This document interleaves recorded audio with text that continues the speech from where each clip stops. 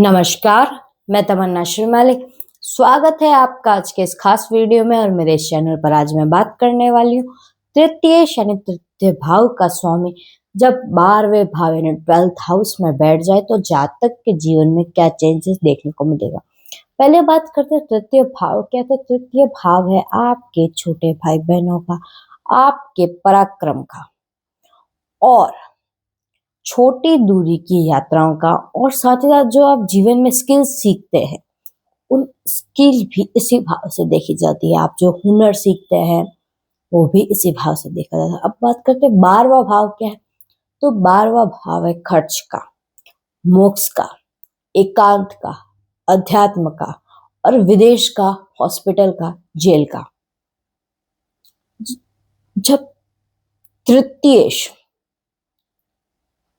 12वें भाव में हो तो जातक विदेशी कंपनियों से धन का उपार्जन करता है और विदेश से ज्यादा संबंध रखता है। विदेशी वस्तुओं से लाभ उठाता है, विदेशी कंपनियों से लाभ उठाता है। कहें तो उनका जो मेन इनकम का स्रोत है वो विदेश से जुड़ा हो सकता है। साथ ही साथ अब ये खर्च भाव है 12th हाउस, तो खर्च सिर्फ धन का नहीं है। जब पराक्रम का स्वामी आपके खर्च भाव में बैठा हो तो ऐसे जातकों का साहस पराक्रम भी खर्च होता है। अब साहस और पराक्रम खर्च होने का मतलब क्या है, इसका सीधा मतलब है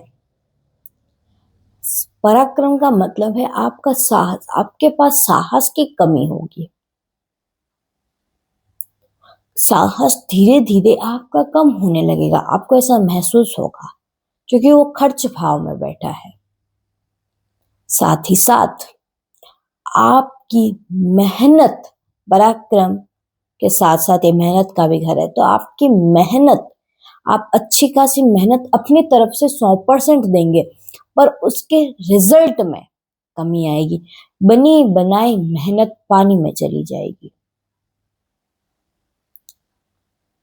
आप पूरी तरह से अपना 100% देंगे और सोचेंगे बस अब कुछ समय में इस चीज का रिजल्ट आने वाला है जिस पर भी आपने मेहनत की है, और आखिरी एन वक्त पर आपके पराक्रम का क्षय होने की वजह से आपकी बनी बनाई मेहनत पानी में चली जाएगी। साथ ही साथ ऐसे जातक अपने भाई बहनों से भी अलगाव के रूप में दूर रहेंगे, या अगर साथ में है तो मतभेद होगा, वरना स्थान से दूर रहेंगे। साथ ही साथ ऐसे जातक विदेश जाकर रहना भी पसंद करते हैं।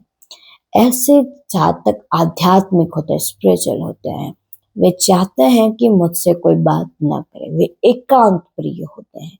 वे लोगों से ताल्लुक रखना, समाज से ताल्लुक रखना कम पसंद करते हैं। साथ ही साथ ऐसे जातक आध्यात्मिक होने के साथ साथ आस्तिक भी होते हैं। ऐसे जातकों की नींद अधूरी रह जाती है अक्सर, या तो नींद आती नहीं है, नींद लेने में समस्या आती है,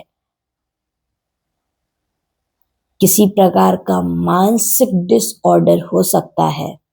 जब 12वें भाव में कोई क्रूर ग्रह हो विशेषकर, तो मैंने ऐसा देखा है, जरूरी नहीं है ये कि मैंने कुछ कुंडलियों में देखा है, जो मैं बोल रही हूँ वो हर कुंडली पर लागू नहीं होता है जो मैं अभी बात कहने वाली हूँ।